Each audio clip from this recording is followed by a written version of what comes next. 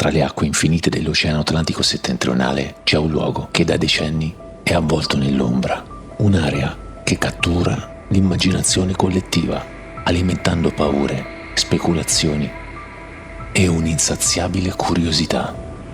Un tratto di mare apparentemente innocente, un labirinto fatto d'acqua e tempesta, un triangolo invisibile capace di inghiottire aerei, navi, uomini, come se non fossero mai esistiti. Miami, Porto Rico, Bermuda, 3 punti tracciati su una mappa. 1 milione di chilometri quadrati di oceano e all'interno di questo triangolo il mistero si fa leggenda. Questo è il Triangolo delle Bermuda, un nome che evoca più paura che geografia. Alcuni lo chiamano il cimitero dell'Atlantico o il Triangolo del Diavolo. Questa regione è diventata sinonimo di sparizioni inspiegabili, navi fantasma e aerei svaniti nel nulla. Negli anni, la maggior parte dopo il 1945, più di 100 aeroplani e navi sono letteralmente svaniti nel nulla. Migliaia di vite sono andate perdute senza lasciare alcuna traccia, senza lasciare che un solo corpo, un singolo pezzo di rottame fosse mai trovato. Molti degli aerei e delle navi coinvolti nelle sparizioni sono scomparse durante il giorno, mentre erano in contatto radio con la torre di controllo o con la terraferma, mentre altri, via radio, hanno trasmesso i messaggi più incredibili. Ci sono rapporti ufficiali, sì, carte nautiche, comunicazioni radiospezzate, piloti che hanno giurato di vedere le loro bussole impazzire come trottole, mentre il cielo, in una normale giornata limpida, diventava giallo e nebbioso, e l'oceano, che fino a poco prima era normale, non era più come doveva essere. La leggenda narra di forze misteriose, portali dimensionali, tecnologie aliene o vestigia di civiltà perdute che inghiottono chiunque osi attraversare i suoi confini, lasciando dietro di sé solo un silenzio assordante e un mistero impenetrabile. È un vortice di fenomeni paranormali che sfida le leggi della fisica o un complesso intreccio di fallibilità umana e furia della natura, amplificato a dismisura da una narrazione mediatica affamata di sensazionalismo. Negli anni, molti hanno provato ad addentrarsi nelle profondità del mistero, con l'obiettivo di analizzare il caso nel modo più completo, separando meticolosamente i fatti dalla finzione, analizzando le prove scientifiche più recenti, esplorando le complesse caratteristiche geologiche e meteorologiche della regione e ricostruendo la storia di come un semplice tratto di oceano sia stato trasformato in uno degli enigmi più famosi e controversi del mondo moderno, un vero e proprio palcoscenico per le nostre paure e la nostra fascinazione per l'ignoto ed il mistero. Ogni leggenda ha un inizio. La storia del triangolo non è fatta solo di scomparse recenti. Le radici del mistero del Triangolo delle Bermude affondano in un terreno fertile di aneddoti storici, folklore marittimo e, soprattutto, sensazionalismo mediatico. Sebbene la leggenda moderna sia un costrutto del XX secolo, i primi resoconti di fenomeni anomali nella regione risalgono addirittura al primo viaggio di Cristoforo Colombo nel 1492. Nel suo diario di bordo, l'esploratore genovese annotò con preoccupazione eventi che sfidavano la comprensione dell'epoca. La sua bussola iniziò a dare letture erratiche, discostandosi significativamente dalla stella polare. Un grande globo di fuoco fu visto precipitare dal cielo e inabissarsi nell'oceano, mentre luci misteriose furono avvistate danzare all'orizzonte. Sebbene oggi questi eventi possano essere spiegati anche scientificamente, all'epoca contribuirono a creare un'aura di mistero e pericolo attorno a quelle acque inesplorate, ponendo inconsapevolmente le basi per la futura leggenda. Ogni epoca ha aggiunto il proprio strato di mistero e ogni racconto ha lo stesso filo invisibile, l'oceano che inghiotte e il silenzio che avvolge chi resta. Documenti risalenti al XVIII secolo parlavano già di navi fantasma, di marinai che vedevano luci improvvise e tempeste inspiegabili. Per secoli queste storie rimasero semplici curiosità marittime, parte del vasto repertorio di racconti di marinai. La trasformazione in un vero e proprio mito iniziò solo a metà del XX secolo, in un'epoca di crescente interesse per i fenomeni inspiegabili. Le prime storie in epoca moderna nascono tra gli anni 40 e 50. Marinai e piloti raccontano di strumentazione fuori controllo, tempeste improvvise e di presenze invisibili. Nel 1950 il giornalista della Associated Press Edward Van Winkle Jones scrisse un articolo che per la prima volta aggregava una serie di sparizioni di navi e aerei al largo delle coste della Florida, suggerendo l'esistenza di un pattern inquietante e inspiegabile. E non fu un caso isolato. Navi, aerei, uomini, inghiottiti senza traccia. Carte nautiche segnano rotte sicure. Eppure chi attraversa quelle acque giura che le bussole impazziscono. Il tempo si dilata, il mare sembra osservarti. 2 anni dopo, nel 1952, la rivista Fate pubblicò un pezzo di George X. Sand che elencava ulteriori incidenti, tra cui la celebre sparizione del volo 19, e contribuiva a consolidare l'idea di una zona maledetta alle porte degli Stati Uniti. Le testimonianze dei sopravvissuti sono rare, ma inquietanti. Marinai e piloti parlano di onde che crescono dal nulla, cieli che cambiano colore in pochi secondi, bussole che girano come trottole impazzite. Altri raccontano di sagome sott'acqua, forme impossibili da descrivere, che sembrano osservare, giudicare, scegliere chi scomparirà. Tuttavia, il nome che avrebbe consacrato la leggenda arrivò solo nel 1964, quando lo scrittore Vincent Gaddis, in un articolo per la rivista Pulp Ergosy, coniò l'espressione Triangolo delle Bermude. Gaddis fu il primo a tracciare i confini immaginari del triangolo e a collegare esplicitamente una serie di incidenti a presunte forze soprannaturali, dando al mistero una forma, un'identità e un'irresistibile aura di pericolo. Negli anni 70 la leggenda esplode grazie a libri, articoli e trasmissioni che alimentarono il mito. Il vero punto di svolta che trasformò il Triangolo delle Bermude da un argomento di nicchia a un fenomeno culturale di massa fu la pubblicazione nel 1974 del libro The Bermuda Triangle di Charles Berlitz. Linguista di professione con una profonda passione per il paranormale e i misteri antichi, Berlitz raccolse e romanzò decine di casi di sparizioni, mescolando eventi reali a speculazioni più audaci, testimonianze reali a testimoni non verificati e teorie scientifiche a quelle più incredibili.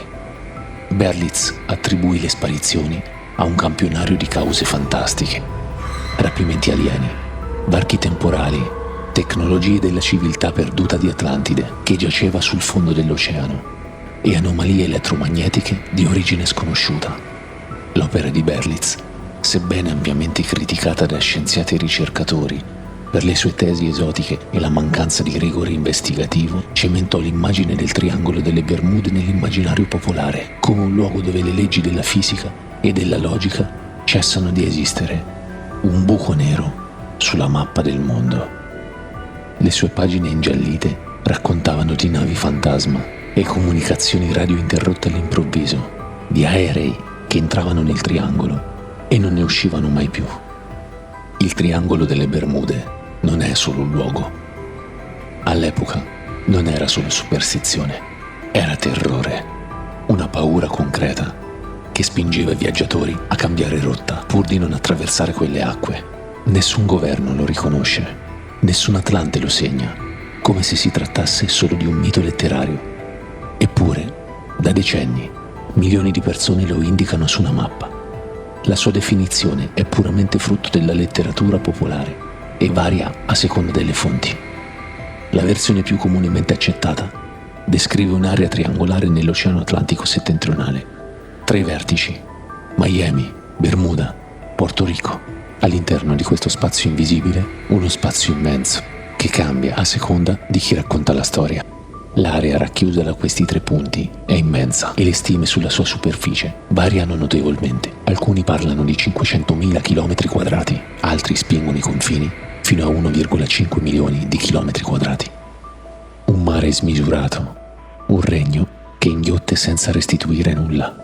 Questa vasta regione oceanica è caratterizzata da una complessa e insidiosa topografia sottomarina. Il fondale non è affatto piatto, ma un paesaggio dinamico che include vaste piattaforme continentali che scendono all'improvviso verso abissi oceanici senza luce. In quelle profondità si spalanca uno dei precipizi più oscuri e profondi della Terra, la fossa di Porto Rico, oltre 8.300 metri di buio assoluto. Un aereo o una nave che affondasse in queste fosse verrebbe inghiottito dalle tenebre. Chi affonda lì non torna più indietro. La pressione schiacciante, le tenebre impenetrabili, il silenzio eterno. Questa caratteristica geologica rende estremamente difficili, se non del tutto impossibili, le operazioni di ricerca e recupero di eventuali relitti. Ma non è solo il fondale a nutrire l'enigma. Sulla sua superficie domina una delle forze più poderose del pianeta, la corrente del Golfo, un fiume invisibile che scorre nel mare, largo fino a 80 km, capace di trascinare via ogni cosa. La sua enorme energia termica interagisce costantemente con l'atmosfera, generando condizioni meteorologiche estreme. Il risultato? Tempeste improvvise, nebbie fittissime e uragani che possono formarsi con una rapidità sconcertante, trasformando un mare calmo in un inferno d'acqua in poche ore. E c'è un altro mare nel mare, il Mar dei Sargassi, un'oasi senza coste, delimitata solo da correnti e da vaste distese di alghe galleggianti che un tempo si credeva fossero in grado di imprigionare le navi per sempre. Un oceano paralizzato, stagnante, che ha ispirato racconti di vascelli fantasma e rotte perdute. Il triangolo, però, non è solo mistero. Il triangolo è una delle rotte marittime e aeree più trafficate al mondo, un'autostrada globale che collega le Americhe, l'Europa e le isole dei Caraibi.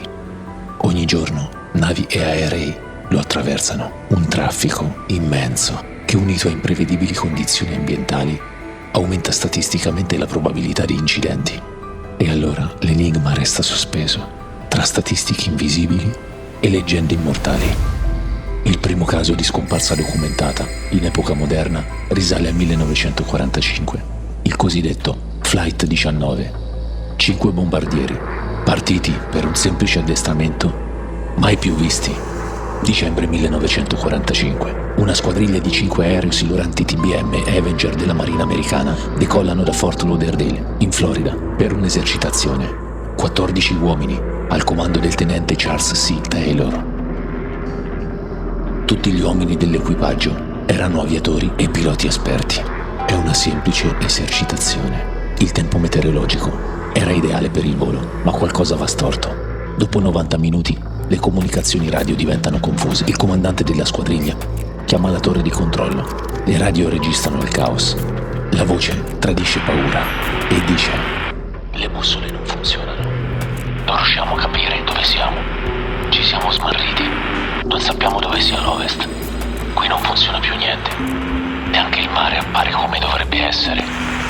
E con questa frase criptica termina la comunicazione. Bussole impazzite, rotta perduta, carburante agli sgoccioli. Il comandante Taylor crede di sorvolare le Florida Keys.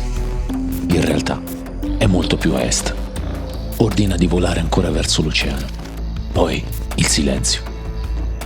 La torre non fu più in grado di comunicare con gli aerei, nonostante le comunicazioni tra gli aerei della squadriglia fossero chiaramente udibili.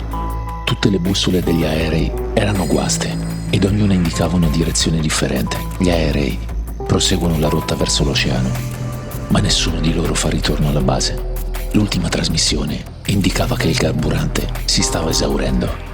La tragedia si aggravò quando uno degli aerei di soccorso, un idrovolante Martin Mariner con 13 uomini di equipaggio, poco dopo partì per cercarli e scomparve a sua volta. Anche lui svanito nel nulla. L'equipaggio di una nave mercantile in zona riferì di aver visto un lampo, forse un'esplosione in cielo. Quasi certamente la fine del Mariner, noto per la sua tendenza ad accumulare vapori di carburante. Del volo 19, invece, nessuna traccia. Solo registrazioni tremolanti e mappe segnate a matita. In un solo giorno, 6 aerei, 27 uomini e nessuna traccia. La prima ricerca aerea, iniziata il giorno della scomparsa, venne sospesa a causa dell'oscurità. Solo le vedette della guardia costiera continuarono le ricerche durante la notte. Il giorno dopo ebbe inizio un'enorme operazione di ricerca durata settimane, più di 4.100 ore di ricerche aeree che non portarono a nessun risultato, nonostante si trattasse di una delle ricerche più accurate della storia, perché comprendeva più di 250 aerei, 4 cacciatorpediniere, molti sottomarini, 18 vedette della Guardia Costiera e moltissimi aerei privati, yacht e imbarcazioni varie. Il fatto incredibile è che nessun messaggio di SOS giungerà mai dalla squadriglia 19 e neanche dall'idrovolante. Gli aerei della squadriglia erano tutti perfettamente in grado di ammarrare in caso di emergenza e di restare a galla per 90 secondi, tempo necessario per utilizzare i gommoni di salvataggio che avevano a bordo. Eppure non furono mai trovate prove di un ammaraggio forzato, né zattere di salvataggio, né rottami, né tracce di carburante, niente, come se fossero volati via in un buco nel cielo. Il Flight 19 sarebbe diventato l'episodio più famoso legato al Triangolo delle Bermuda, un enigma che ancora oggi divide storici e investigatori. Dopo l'incidente della squadriglia 19, sembrava che misteriose sparizioni di aeroplani, sia commerciali che privati e militari, avvenissero con una regolarità alquanto sconcertante. Ma le sparizioni non riguardano solo i cieli. Molte grandi e piccole imbarcazioni sono scomparse senza lasciare tracce, come se fossero state trasportate in un'altra dimensione. Anche grandi navi, come la Marine Sulphur Queen, lunga più di 130 metri, e la colossale USS Cyclops, scomparse nel nulla, mentre altre imbarcazioni furono trovate alla deriva, ma senza nessun marinaio od occupante a bordo. 1918. La perdita della USS Cyclops. Uno dei più sconcertanti misteri è la scomparsa della USS Cyclops, una massiccia nave carboniera della Marina degli Stati Uniti, da 19.000 tonnellate di carico e con più di 300 uomini a bordo, semplicemente sparita. Lunga quasi 170 metri, la Cyclops salpò da Barbados il 4 marzo 1918. Una gigantesca nave da rifornimento della Marina statunitense scomparve senza lasciare dietro di sé nemmeno un frammento. A bordo viaggiavano 309 uomini e un pesante carico di 10.800 tonnellate di minerale di manganese, essenziale per la produzione di munizioni durante la Prima Guerra Mondiale. La sua destinazione era Baltimora, nel Maryland, dove non arrivò mai. La nave svanì senza lanciare nessun segnale di SOS e senza lasciare dietro di sé alcun relitto, scialuppa di salvataggio o superstite. Non inviò mai segnali di soccorso, non lanciò mai un avviso di pericolo. Un colosso d'acciaio svanì come polvere nel vento, mai più ritrovato, né un relitto né un corpo, solo silenzio. Le teorie sulla sua fine sono numerose, inghiottite insieme alla nave da un destino che ancora oggi non trova risposta certa. La Cyclops era gemella della USS Langley, che sarebbe poi diventata la prima portaerei americana, ma quella mattina non entrò nei libri di storia per innovazione o gloria, bensì per essere la protagonista della più inspiegabile sparizione navale degli Stati Uniti durante la Grande Guerra. Le ipotesi si moltiplicarono. C'è chi parlò di una mina tedesca, chi di un sommergibile in agguato, chi addirittura di un ammutinamento per colpa del comandante, conosciuto per il suo carattere autoritario e tirannico. Altri sussurrarono una teoria ancora più sinistra. Il capitano Worley, nato in Germania con il cognome Wichmann e poi americanizzato nel nome, avrebbe potuto tradire la propria nave e consegnarla al nemico. A dare ancora più peso ai sospetti ci fu un dettaglio inquietante. Lasciate le Barbados, la Cyclops, invece di puntare dritta a nord verso Norfolk, virò bruscamente a sud e da lì svanì. Nessun messaggio radio, nessun relitto, nessuna richiesta d'aiuto, soltanto silenzio. Eppure i registri militari consultati dopoguerra esclusero qualunque attività di U-boot o mine nell'area. Il mistero si fece allora ancora più fitto, quasi beffardo. Nello stesso periodo, una nave britannica chiamata anch'essa Cyclops fu invece realmente affondata da un sommergibile. Nel caos che seguì la fine della guerra, alcuni agenti tedeschi in Sud America si attribuirono la sparizione, vantandosi di aver piazzato degli esplosivi a bordo. Forse verità, forse solo fumo spionistico. Ma la realtà è che della USS Cyclops non fu mai più ritrovata né una tavola né una vite. A rendere il mistero ancora più fitto, due delle sue navi gemelle, la USS Proteus e la USS Nereus, scomparvero anch'esse in circostanze simili nella stessa area durante la Seconda Guerra Mondiale, alimentando speculazioni su un fatale difetto di progettazione. Ad oggi la USS Cyclops rimane un fantasma del mare, inghiottito da un buio che neppure la guerra riuscì a spiegare. Questi sono i primi tasselli di un mosaico inquietante. Sparizioni inspiegabili, bussole che smettono di funzionare, voci spezzate nel nulla. Il triangolo delle Bermuda non è solo un tratto di oceano, è un enigma che sfida la logica, un mistero che fa tremare ancora oggi, dopo decenni. Ma questi sono solo gli inizi. Nelle prossime puntate entreremo più a fondo nel cuore oscuro del triangolo, altri casi di navi scomparse e le teorie scientifiche e oscure che cercano di spiegare l'inspiegabile. La leggenda cresce, il mare inghiotte, il cielo tace, la scienza cerca, ma spesso non trova. I documenti vengono secretati, i rapporti svaniscono negli archivi, gli insabbiamenti durano decenni. Chi sa, tace. Chi ha visto, chi conosce la verità non la dirà mai. E il mistero rimane.